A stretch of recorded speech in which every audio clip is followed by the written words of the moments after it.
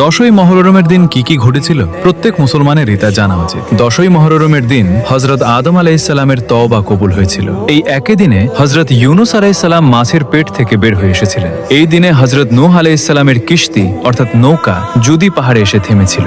এই দিনে হযরত ইউসুফ আলাইহিসসালাম কুয়া থেকে মুক্ত হয়েছিলেন এবং মিশরের আজিজ অর্থাৎ শাসক হয়েছিলেন। এই দিনে হযরত ইব্রাহিম আলাইহিসসালামের জন্য আগুন ফুল বাগানে পরিণত হয়েছিল। এই দিনে হযরত ইয়াকুব আলাইহিসসালামের চোখের জ্যোতি ফিরে এসেছিল। এই দিনে হযরত ঈসা আলাইহিসসালাম জন্মগ্রহণ করেছিলেন। এই দিনে ফেরাউনের বিশাল বাহিনী সমুদ্রে ডুবে মারা গিয়েছিল। আর বলা হয় কিয়ামতের দিনও এই একই তারিখে সংঘটিত হবে। আর সবচেয়ে বড় শোকের ঘটনাও এই দিনেই ঘটেছিল। কারবালার ময়দানে সৈয়দনা ইমাম হুসেইন রাদিয়াল্লাহু আনহু শাহাদাত বরণ করেছিলেন।